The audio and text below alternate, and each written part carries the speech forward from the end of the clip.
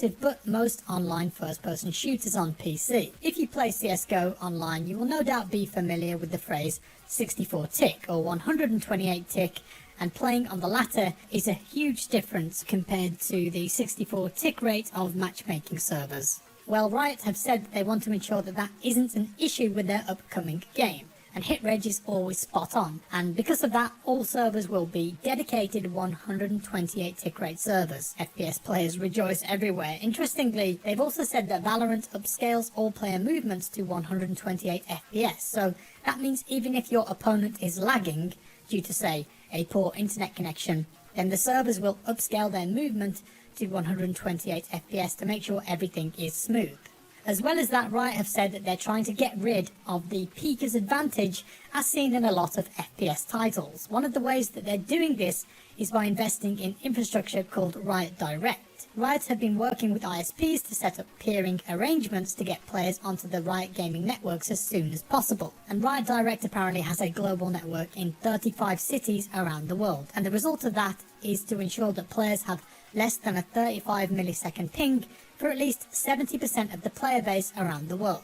It all sounds impressive, but of course the proof is in the pudding, as they say, and we'll see if it's really that good. Probably the bigger issue though is anti-cheat, and they're tackling that head on too. The game will have a proprietary anti-cheat detection on day one. I won't go into too much detail on how they're combating this, but their servers have very impressive systems in place, making it, as they say, impossible for players to use systems such as speed hacks and teleportation hacks, and player reporting is done on such a smart way on engine level that it will render wall hacks useless because of this fog that they're supposedly using in the rendering engine.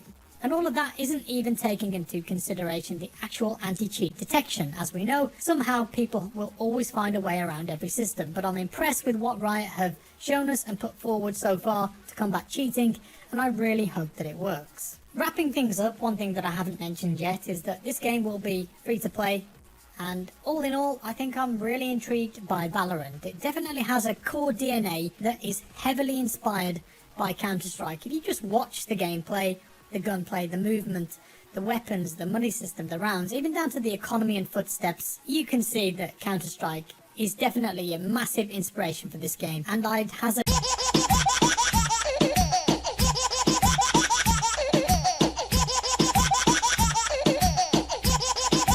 At the end of last year, Riot Games announced that they were working on a brand new first-person shooter. This came as a bit of a shock to some people, as Riot is most well known for their MOBA, League of Legends. Nevertheless, there was and still is a lot of intrigue around it because League of Legends is one of the biggest games in the world. And if the developers of that are stepping into the first-person shooter ring, then it's worth standing up and taking notice. Back then, the game was only known as Project A. But now, we have a full name, Valorant. Now, I was due to go to a capture event, but due to unforeseen circumstances, that was cancelled. So instead, they've sent me a file which was full of gameplay footage and extra information. So we're going to dive into that today and take a look at everything that Valorant has to offer and all that we know so far. Let's start with the elephant in the room. I know this game is going to get compared to Counter-Strike and probably Overwatch a lot. In fact, I'm going to do it too. But Valorant is trying to take some of the better elements of those games, such as the skill-based gunplay and the economy system from a game like Counter-Strike, while combining it with character abilities that you would most likely see in other titles like Overwatch. With that out of the way, what exactly is Valorant? Well, it's a competitive 5 versus 5 first-person shooter for PC. That part's important because right now there is no information about any console versions. This is a PC game. The game is a round-based shooter with a Counter-Strike search and destroy style game mode. The winning team will have to get the best of 24 rounds. MR12 for the old Counter-Strike players out there. Now, I mentioned before that this is a character-based shooter, and I'll talk a little more about that shortly, but when you do pick your character before a game, you need to remember that you're then locked into that choice for the duration. You can't change every round, so picking a good team dynamic is going to be really important. In terms of the setting, Valorant is set on a near-future Earth. All of the characters that you choose have backstories and history, relating to known world locations and countries. Think Rainbow Six Siege, where they got the operators from certain nations with a very noticeable theme and backstory. And when it comes to abilities, each character has 4 available to them, and each one is going to play differently in certain situations with different strengths and weaknesses. Out of those 4 abilities, you will get one for free every round. That one is your signature ability. And then you also have your ultimate ability, which must be earned through kills. Of course, how long it takes you to earn this ability really depends on how the game is going. Then the other 2 abilities are tied to the game's economy system, and you have to buy them in the pre-round buy phase with your earned income. Think utility in Counter-Strike. In CSGO, for example, most teams are buying stuff like flashbangs, HE grenades, smoke grenades, and Molotov. Well, if you consider the abilities more as utility for the round like they are in Counter-Strike, it starts to make a bit more sense. We've not seen all of the characters in the game just yet, but we have seen a few clips that get us an idea of who we're going to have at our disposal. Phoenix, for example, can throw fireballs and rise back from the flames with full health. Jet is about using wind and fog to evade her enemies, and Viper utilizes toxic clouds and deadly acids. Sage, on the other hand, is able to heal and protect her allies. These are just a few of the characters that the game will have available. If you start to think of some of the abilities as grenades, like I said earlier, it might be a bit easier for someone who hasn't played the game yet to grasp. Imagine Phoenix using his fireball as an area of effect to remove an enemy that you think is hiding on the back of a bomb site or objective. Then perhaps Jet can utilize one of her fogs to help you attack or defend as a team, like a smoke grenade, either pushing onto an objective to reclaim it or attack. As I mentioned earlier though, once you've picked your character, you're stuck with them for the entire match, so you need to have one that's going to suit your playstyle. It seems as though some are more attack-minded, while others are definitely aimed at more of a support role. Honestly, I think this lines up with how most CSGO teams play anyway, even professional teams. Even though all of the players on a pro team play to a really high standard, you are always going to have certain players who are the fraggers and attack-minded, and you will put them in positions to try and get kills, so you're going to want them to have the more attack-minded characters. And then your support players who perhaps sit back a bit more and watch angles can offer up more of a healing or tactical role.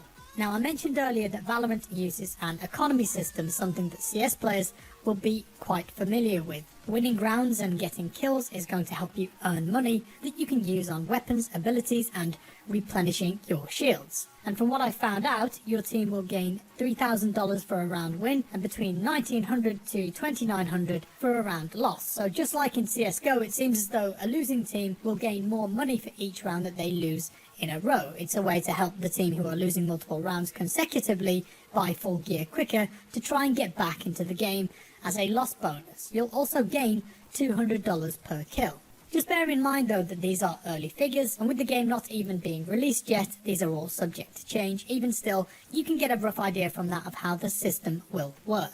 All of that really means nothing though if you don't know how much the abilities and weapons cost. Well, we have a rough idea of that, and with that we can also talk about some weapons. There are a few SMGs available, with the Stinger costing 1,000 and the Spectre costing 1,600. For rifles, there's the Bulldog, which is 2,100, and the Phantom is 2,900. The Operator is a heavy-hitting sniper rifle, that's 4,500, and all of these names will probably mean nothing to you yet, but from what I can tell, the Operator, for all intents and purposes, is basically an AWP from CSGO, with the Spectre being very similar to an SMG, and the Vandal being similar to an AK. What about map design though? Because in any 5v5 game, it's really the map design that the game's success or failure depends on.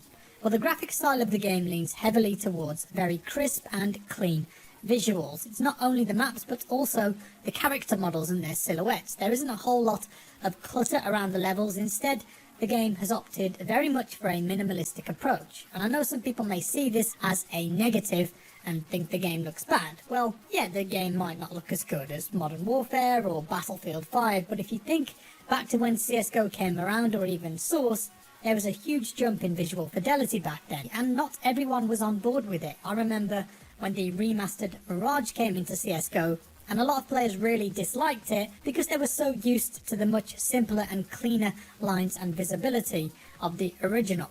So what I'm saying is that for a competitive game like this, I personally like that the maps are a bit more stripped back. But in reality, I think only a hands-on approach will tell us how they play. From a design perspective though, I think they seem very similar to Counter-Strike Global Offensive maps with distinct lanes and channels. The gameplay that we've seen so far also had 3 bomb sites on one map, A, B and C, which is definitely a little different, but I'm not sure if all maps will have that same design. One of the things that Riot have been really keen to showcase with this game though is an unprecedented approach to server quality and anti-cheat, arguably the 2 biggest cruxes of not only Counter-Strike. I guess that a large volume of the developer team play it quite regularly and have played it a while. You even run faster with your knife out. There are a few small concerns that I have though, based on just watching the footage. Like I said, I haven't played this yet, but I've noticed that characters do have a lot of voice lines, especially when they get kills. I'm just not a big fan of that. I don't think you need that in a competitive game like this, so I hope you can turn that off. And I especially hope that enemies nearby you can't hear those call-outs. But it's due out in the summer, and I think we'll get the beta very soon. Valorant is definitely going to be one to look out for. With that said, let me know your thoughts on the game down in the comments below. What do you guys think so far? If you enjoyed the video, leave a like. If you didn't, a dislike. Subscribe for more, and I'll see you in the next one.